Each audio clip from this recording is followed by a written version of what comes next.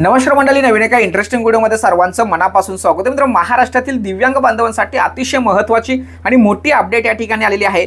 मित्रांनो, तुम्हाला एखाद्या महिन्याचा हप्ता किंवा पेन्शन आली नाही तर आपण काय करतो, तहसील कार्यालयामध्ये जातो.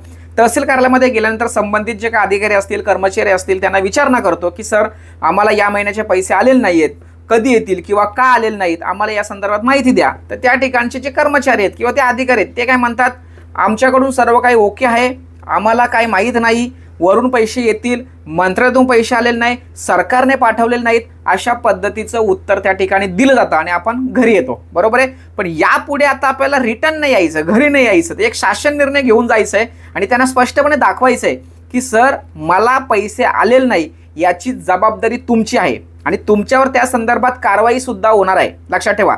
कदाचित तो शासन निर्णय त्यांच्याकडे असेल सुद्धा, नसेल तरी ती प्रत घेऊन जाते शासन निर्णयाची.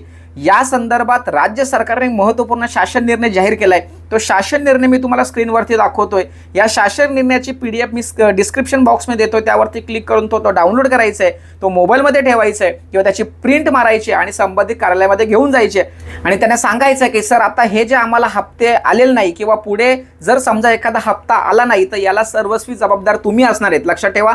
आणि या संदर्भात जर समजा तुम्ही काही हलगर्जीपणा जर केला तर शासनाच्या नियमानुसार तुमच्यावर कारवाई होणार आहे. आणि या संदर्भात महत्त्वाचा शासन निर्णय आपल्या राज्याचे अवर सचिव जे साईप्रसाद मुकदवार साहेब आहेत त्यांच्या माध्यमातून या ठिकाणी पारित झाला आहे आणि त्यांनी तुमच्यासाठी काही सूचना सुद्धा केलेल्या आहेत. तुमची जबाबदारी काय आहे या संदर्भात सुद्धा एक महत्त्वाचं एक वर्तमानपत्रामध्ये त्या संदर्भात बातमी आलेली आहे, ती सुद्धा त्यांना दाखवायची.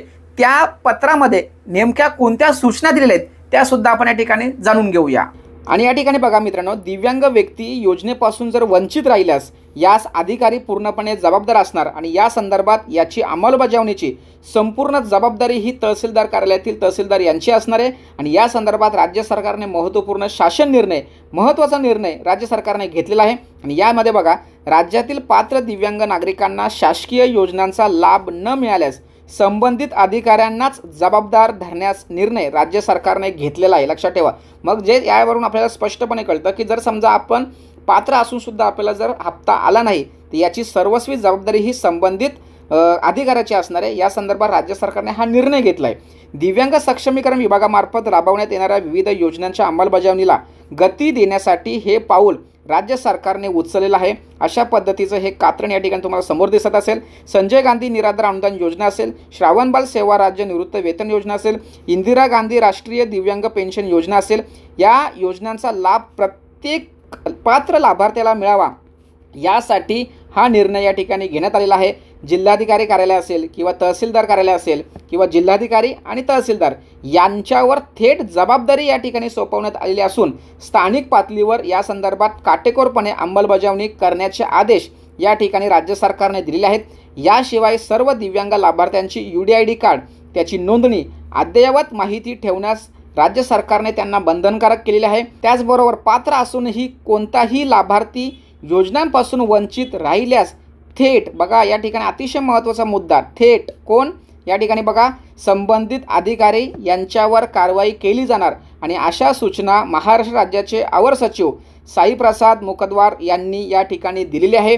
अतिशय महत्त्वाची अपडेट आहे, अतिशय महत्त्वाची बातमी आहे. त्यामुळे आत्ता यापुढे जर समजा तुम्ही पात्र आहात परंतु तुम्हाला हप्ता किंवा योजनांचा लाभ जर मिळाला नाही तर संबंधित अधिकारी म्हणजेच कोण, तहसीलदार आणि जिल्हाधिकारी कार्यालयातील जे कर्मचारी आहेत किंवा अधिकारी आहेत हे यासाठी जबाबदार असणार आणि त्यांच्यावर या संदर्भात हलगर्जीपणा केला म्हणून किंवा दुर्लक्षित केला म्हणून कायदेशीर कारवाई सुद्धा होणार. अशा पद्धतीची सूचना राज्याचे अवर सचिव यांनी या ठिकाणी दिलेल्या आहेत. महत्त्वपूर्ण व्हिडिओ सर्वांना शेअर करा. भेटूया पुढील व्हिडिओसह. तोपर्यंत धन्यवाद. जय हिंद, जय महाराष्ट्र.